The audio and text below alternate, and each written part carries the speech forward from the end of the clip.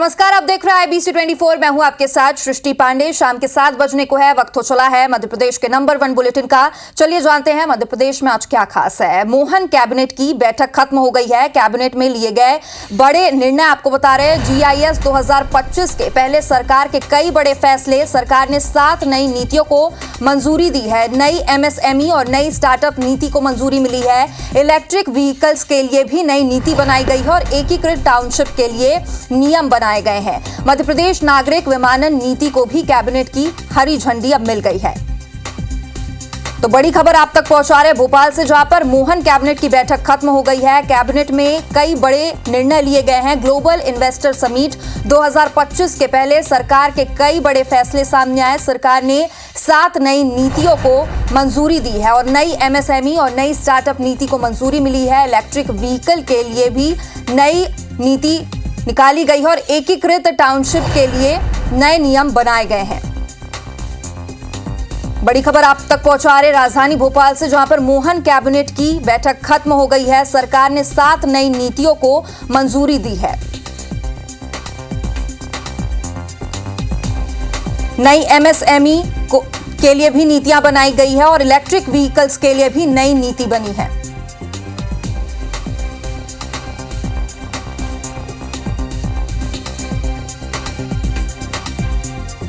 और इस पर ज्यादा जानकारी के साथ हमारे संवाददाता नवीन सिंह हमारे साथ जुड़े हुए हैं। नवीन, अब मोहन कैबिनेट की बैठक खत्म हो गई है, क्या कुछ नए फैसले हैं और क्या मुद्दा रहा इस पूरे बैठक का?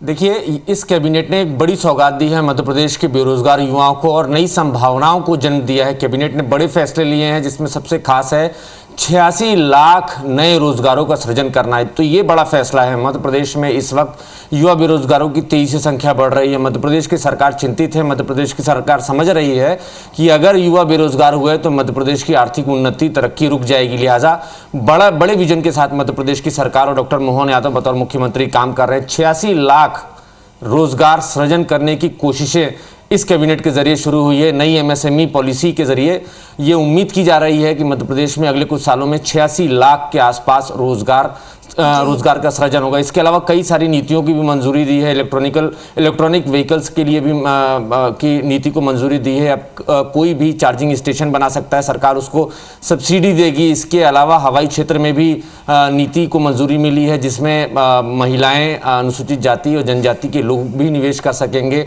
वहाँ भी सब्सिडी है। 48% से 52% तक अनुसूचित जाति, जनजाति और महिलाओं को सब्सिडी देने की कोशिश हुई है। जो नई MSME नीति है उसके मुताबिक ईज ऑफ डूइंग को प्रोत्साहित करेगी मध्य प्रदेश की सरकार। 53,000 करोड़ के निवेश का लक्ष्य मध्य प्रदेश की सरकार ने रखा है। मशीनरी में 10 करोड़ तक के निवेश पर महिलाओं को सब्सिडी मिलेगी और अनुसूचित जाति, जनजाति और महिला उद्यमी को 48 से 52% तक की सब्सिडी मिलेगी। देखिए, बड़ी बात है। बड़ा ख्याल रखने की कोशिशें मध्य प्रदेश सरकार की तरफ से हुई हैं, युवाओं के लिए, बेरोजगारों के लिए, खासकर महिला उद्यमियों के लिए। और दूसरा, अनुसूचित जाति और जनजाति समाज के महिलाओं के लिए। तो ये सारी कोशिशें मध्य प्रदेश सरकार की तरफ से हो रही हैं। टेक्सटाइल में निवेश करने वालों को भी विशेष पैकेज सरकार देगी। निर्यात संबंधी प्रमाण पत्र के लिए 50 लाख तक की मदद MSME में मिलेगी। ETP के लिए 2.5 करोड़ तक की मदद मिलेगी। इसके अलावा सृष्टि, मध्य प्रदेश स्टार्टअप नीति की भी योजना पर आज चर्चा हुई है। स्टार्टअप नीति की घोषणा के तौर पर अब जो है 10,000 सर्टिफाइड स्टार्टअप होंगे मध्य प्रदेश सरकार की तरफ से और इन्हीं पर सब्सिडी मिलेगी। इलेक्ट्रिक व्हीकल्स का उपयोग बढ़ाने पर जोर है मध्य प्रदेश की सरकार का। वाहन अब जो भी खरीदेगा उसको सब्सिडी मिलेगी। सार्वजनिक चार्जिंग स्टेशन खोलने पर सब्सिडी मिलेगी। टेंडर के जरिए सरकारी भूमि पर भी अब चार्जिंग स्टेशन खोले जा सकेंगे। नवीन, तो लगातार हम देख पा रहे हैं कि जो मोहन सरकार है वो उद्योगों को बढ़ावा देने के लिए और लगातार रोजगार बढ़ाने के लिए कोशिश कर रही है और कैबिनेट में भी वही फैसले कर सामने आए हैं। फिलहाल आप बने रहिएगा हमारे साथ। डबल इंजन की सरकार तेज गति से चलती है। आज भी कैबिनेट ने 7 पॉलिसीज पास की है। इजी ऑफ डूइंग बिजनेस को प्रोत्साहित करने के लिए पारदर्शी, समयबद्ध पूरी योजना को हमने एक अमली जामा पहना है। मध्य प्रदेश में संतुलित औद्योगिक विकास सुनिश्चित हो, इसलिए मध्य प्रदेश के सभी क्षेत्रों में MSME लगी। इस बीच बड़ी खबर बता दें रायसेन से, जहां पर IBC 24 की खबर का बड़ा असर हुआ है। 40 हिंदू परिवारों के धर्मांतरण पर राष्ट्रीय मानवाधिकार आयोग ने अब संज्ञान लिया है। रायसेन कलेक्टर को नोटिस जारी कर पूछा गया कि यह धर्मांतरण कैसे हो गया। प्रियंक कानूनगो ने पूछा कि धर्मांतरण की सूचना जिला कलेक्टर को क्यों नहीं मिली और इस्लाम में धर्मांतरण करने के बाद 40 परिवारों को अनुसूचित जाति का आरक्षण नहीं मिल सकता। नोटिस में लिखा है कि धर्म परिवर्तन के लिए किसी को मजबूर नहीं किया जा सकता और आयोग ने कलेक्टर को मामले की 10 दिन में जांच करने के भी अब निर्देश दिए हैं। तो एक बड़ी खबर रायसेन से, जहां पर IBC 24 की खबर का असर हुआ है। 40 हिंदू परिवारों के धर्मांतरण पर राष्ट्रीय मानवाधिकार आयोग ने संज्ञान लिया है। और इस पर ज्यादा जानकारी के लिए हमारे सहयोगी नवीन सिंह हमारे साथ लगातार बने हुए हैं। नवीन, सबसे बड़ी बात कि रायसेन के पापड़ा गांव में 40 परिवार धर्मांतरित हो जाते हैं। कल ही IBC 24 की टीम ने यह खुलासा किया था और एक बड़ी बात यह निकलकर सामने आई कि इसकी सूचना जिला कलेक्टर को ही नहीं थी। 40 परिवार धर्मांतरित हुए हैं और जो अब जिसकी भी लापरवाही है, जिम्मेदारों पर क्या कुछ एक्शन लिया जाएगा और इसमें अब तक क्या कार्रवाई हुई है?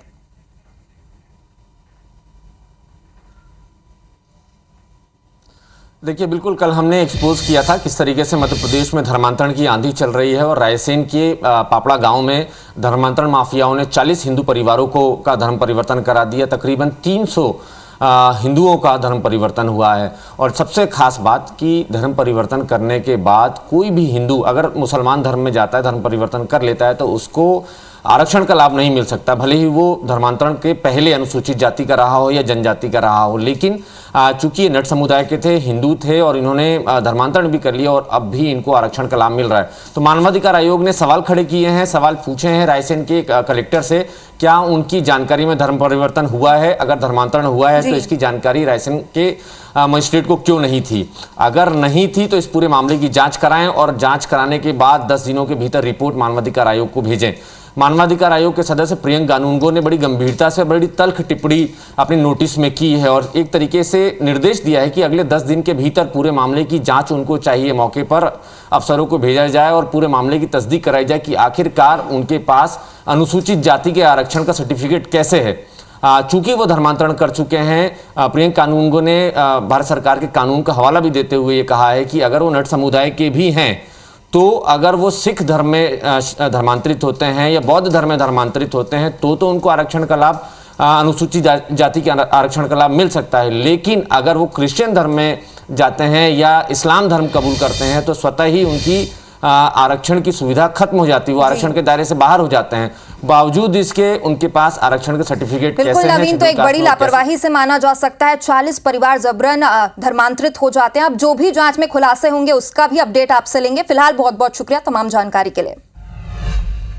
और इस बीच ग्वालियर से एक बड़ी खबर सामने आ रही है, जहां पर IBC 24 की खबर का असर हुआ है। जीवाजी विश्वविद्यालय के कुलगुरु को हटा दिया गया है। प्रोफेसर अविनाश तिवारी को हटाया गया है। जीवाजी विश्वविद्यालय में धारा 52 भी लागू की गई है और राज्यपाल मंगू भाई पटेल ने यह आदेश जारी किया। कुलगुरु सहित 17 प्रोफेसर पर केस दर्ज किया गया है। EOW ने धोखाधड़ी का मामला दर्ज किया है। तो लगातार IBC 24 की खबर का असर हो रहा है। ग्वालियर में भी IBC 24 की खबर का असर हुआ, जहां पर जीवाजी विश्वविद्यालय के कुलगुरु को अब हटा दिया गया है। प्रोफेसर अविनाश तिवारी को हटा दिया गया है और जीवाजी विश्वविद्यालय में धारा 52 भी लागू की गई है। राज्यपाल मंगू भाई पटेल ने यह आदेश जारी किया है, जहां पर कुलगुरु को हटाया गया और उसके साथ ही जो 17 प्रोफेसर थे उनके खिलाफ भी केस दर्ज हुआ है। EOW ने धोखाधड़ी का मामला दर्ज किया है। तो एक बड़ी खबर ग्वालियर से, जहां पर IBC 24 की खबर का असर हुआ। जीवाजी विश्वविद्यालय में कुलगुरु को हटा दिया गया है। प्रोफेसर अविनाश तिवारी को हटाया गया और उस पर ज्यादा जानकारी के साथ हमारे सहयोगी नासिर गौरी हमारे साथ जुड़ चुके हैं। नासिर, अब कुलगुरु को हटा दिया गया है, लेकिन सिर्फ हटाना तो काफी नहीं है, उनके खिलाफ क्या कुछ एक्शन लिए जा रहे हैं वो भी बताइए। और एक और चीज, जो विश्वविद्यालय है वहां पे धारा 52 अब लागू कर दी गई है, तो इसके बारे में भी थोड़ी जानकारी दीजिए। देखिए, जीवाजी विश्वविद्यालय के इतिहास में ये तीसरी बार है जब धारा 52 लागू की गई है, यानी कि जीरो को घोषित कर दिया गया है। अब कुलपति जो नए कुलपति हैं वो अवधेश प्रताप कॉलेज के होंगे, और जो मौजूदा कुलपति थे प्रोफेसर अविनाश तिवारी, उनको बर्खास्त कर दिया गया है। उनके खिलाफ ईओडब्ल्यू ने उनको और उनके समय तो यूनिवर्सिटी के 17 प्रोफेसरों के खिलाफ 420 का मुकदमा दर्ज किया था, क्योंकि मुरैना जिले का शिव शक्ति कॉलेज था, उसको 14 साल तक वो लोग मान्यता देते रहे थे, जिसका फिजिकल वेरिफिकेशन किया था नहीं किया गया था। मौजूदा स्थिति में यानी कि वो कागजों में वो कॉलेज है वो संचालित हो रहा था, लेकिन जीवाजी विश्वविद्यालय के द्वारा लगातार 14 साल से इसको मान्यता दी जा रही थी, जिसको लेकर लगातार इसी मेंबर्स हुए, लगातार प्रदर्शन कर रहे थे, और जो शिकायत करता थे इस घोटाले को उजागर करने वाले प्रोफेसर अरुण शर्मा थे, वो सत्याग्रह कर रहे थे। उसके बाद अब ये कार्रवाई राज्यपाल यानी कुलाधिपति के द्वारा की गई है। जीवाजी विश्वविद्यालय के जो कुलगुरु है अविनाश तिवारी, उनको बर्खास्त कर दिया गया है। जी नासिर, बहुत बहुत शुक्रिया तमाम जानकारी के लिए। और अब रुक करेंगे जबलपुर का, जहां पर मध्य प्रदेश के अतिथि शिक्षकों को बड़ी राहत मिली है। अतिथि शिक्षकों के लिए पीएचडी की अनिवार्यता पर हाईकोर्ट की रोक लगा दी गई है, और असिस्टेंट प्रोफेसर्स के लिए नियम ये लागू किया गया था। अतिथि शिक्षकों पर भी नियम लागू किया गया था। पुरानी भर्तियों पर नए नियम लागू नहीं हो सकते, ऐसा हाईकोर्ट ने टिप्पणी की है। हाईकोर्ट ने पीएचडी की अनिवार्यता पर रोक लगा दी है। तो जबलपुर में मध्य प्रदेश के अतिथि शिक्षकों को एक बड़ी राहत मिली। अतिथि शिक्षकों के लिए पीएचडी की अनिवार्यता पर हाईकोर्ट ने रोक लगा दी है, और असिस्टेंट प्रोफेसर के लिए ये नियम लागू नहीं था। अतिथि शिक्षकों पर भी ये नियम लागू था, और पुरानी भर्तियों पर नए नियम नहीं लागू हो सकते, ऐसा हाईकोर्ट ने टिप्पणी की है।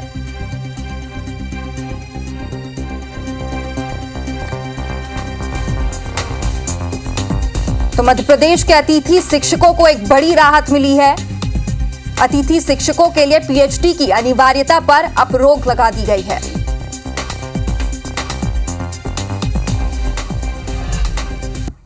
और बिग ब्रेकिंग राजधानी भोपाल से आपको बता रहे हैं, जहां पर काले कपड़े पहनकर मैनिट के छात्र सड़कों पर उतरे हैं। डायरेक्टर और पुलिस के खिलाफ छात्रों में भारी आक्रोश दिख रहा है। मौलाना आजाद यूनिवर्सिटी में छात्रों का प्रदर्शन चल रहा है, और पुलिस कार्रवाई और डायरेक्टर की भूमिका को लेकर ये छात्र नाराज है। पैदल मार्च निकलकर डायरेक्टर ऑफिस के सामने प्रदर्शन कर रहे हैं। मैनिट में रविवार की रात पुलिस ने लाठी चार्ज किया था, जिसके बाद अब ये प्रदर्शन कर रहे हैं। छात्रों का आरोप है कि डायरेक्टर के कहने पर छात्रों पर पुलिस ने लाठी चार्ज किया था। भोपाल से इस वक्त की बड़ी खबर, जहां पर डायरेक्टर और पुलिस के खिलाफ छात्रों का गुस्सा फूटा है, और छात्र काले कपड़े पहनकर प्रदर्शन कर रहे हैं। मौलाना आजाद यूनिवर्सिटी में छात्रों का प्रदर्शन जारी है। हम सबको मारना है, पता नहीं डायरेक्टर के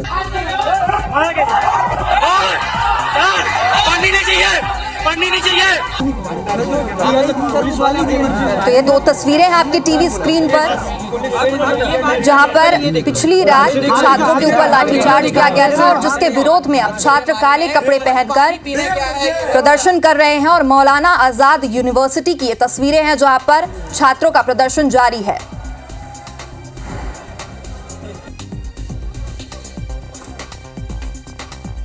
तो भोपाल से इस वक्त की बड़ी खबर, जहां पर डायरेक्टर पर लाठीचार्ज का छात्रों ने आरोप लगाया है, और अब छात्र काले कपड़े पहनकर सड़कों पर उतरे हैं। डायरेक्टर और पुलिस के खिलाफ छात्रों का गुस्सा फूटा है, और इस पे ज्यादा जानकारी के लिए हमारे सहयोगी दुष्यंत पाराशर हमारे साथ जुड़े हुए हैं। दुष्यंत, अभी वहां पर कैसी स्थिति है? छात्र अभी भी प्रदर्शन कर रहे हैं, और किस तरीके से जो प्रशासन है वो कंट्रोल करने की कोशिश कर रहा है? देखिए, छात्र अभी भी मौके पर बने हुए हैं और लगातार इस बात की मांग कर रहे हैं कि उनके साथ में जिस तरीके की कार्रवाई पुलिस ने की है वो पुलिस की वो कार्रवाई पूरी तरीके से गलत है।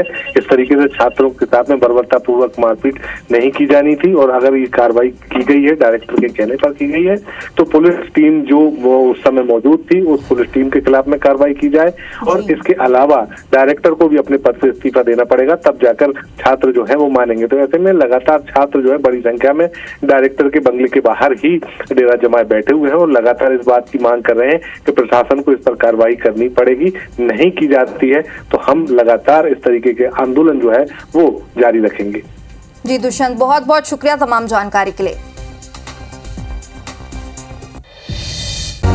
IBC 24 number 1 news channel in Madhya Pradesh, Chhattisgarh.